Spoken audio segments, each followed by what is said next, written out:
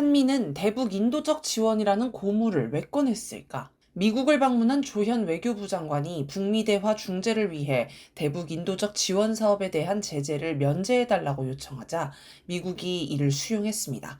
이에 따라 6일 유엔 안전보장이사회 대북제재위원회가 대북 인도적 지원 사업 17건에 대해 제재 면제를 승인했습니다. 하지만 북한이 여기에 호응해 북미 대화에 나서지는 않을 것입니다. 북한은 북미 대화 자체를 거부한 게 아닙니다.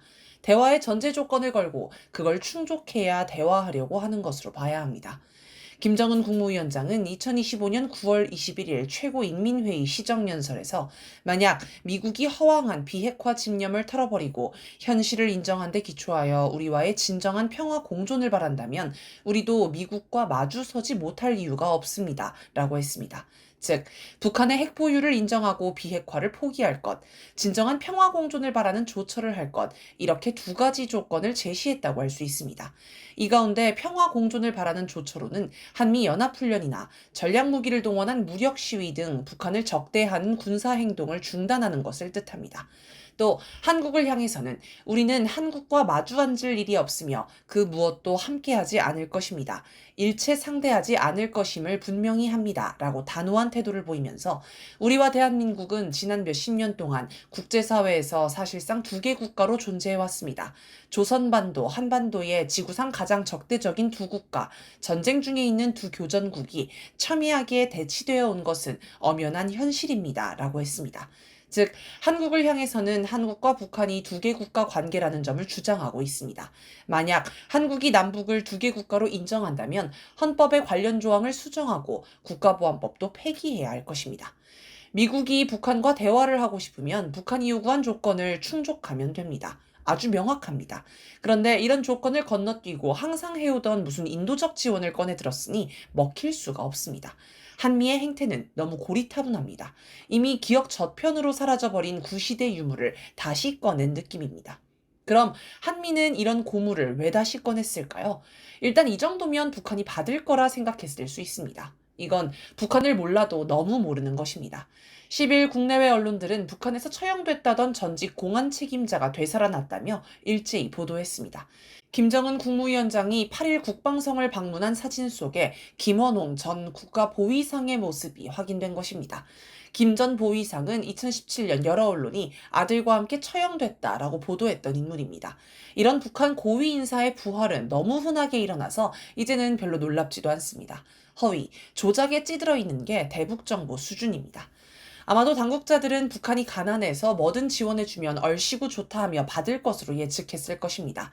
이재명 대통령은 북한을 가난하지만 사나운 이웃이라고 불렀습니다. 북한 처지에서는 이 말처럼 자기를 모욕하는 표현은 없을 것이라 여길만 합니다.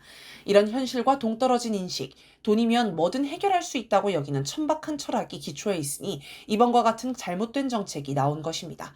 대북 지원 사업을 미끼로 북한을 대화의 장에 유인하려는 시도 역시 북한이 모욕으로 받아들일 가능성이 있습니다. 김진양 한반도 평화경제회의 상임의장은 8일 자신의 소셜미디어에 인식의 실패가 정책 실패, 평화의 실패를 악순환시킨다. 북에 대한 무지, 북맹이 평화 실패의 원인이 된다. 라면서 북은 인도주의 분야 제재 면제를 유화 조치로 보지 않는다. 오히려 문제의 본질을 왜곡하는 기만술책으로 보고 자신들에 대한 능욕, 모욕이라고 생각할 가능성이 크다라고 주장했습니다. 그러면서 한반도 문제의 해법의 본질은 문제의 근원인 미국의 일방적 대북적대를 미국 스스로 내려놓으면 될 문제라고 설명했습니다. 다른 가능성도 있습니다. 북한이 받지 않을 것을 알지만 중국, 러시아를 대북 고립 정책에 끌어들이기 위한 작업일 수 있습니다. 2024년 3월 28일 유엔 안보리 대북제재위원회 전문가 패널이 러시아의 거부권 행사로 임기 연장에 실패해 사라졌습니다. 중국은 기권했습니다.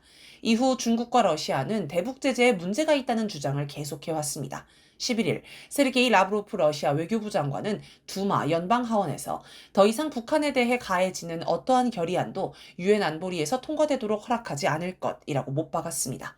이에 미국은 대북 제재를 일부 완화한 뒤 북미 대화에 실패하면 이거 봐라. 대북 제재를 없애도 북한은 대화에 나서지 않는다. 그러니 대북 제재 해제는 그만 주장하고 중국, 러시아도 우리와 함께 북한을 압박해야 한다라고 주장하려는 심산일 수 있습니다.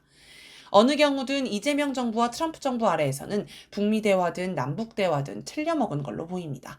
인도적 지원 분야의 대북 제재를 해제하자고 논의하는 한미 외교부 장관 회담 자리에서 북한의 완전한 비핵화를 위한 의지를 재확인했으니 북한은 어느 모로 보나 자신을 무시하고 물먹이려는 것으로 볼 것입니다. 당장 중요한 것은 3월 9일에서 19일 예정된 한미 연합훈련입니다. 이것을 강행하느냐, 중단하느냐가 향후 한반도 정세에서 중요한 기준이 될 것으로 보입니다.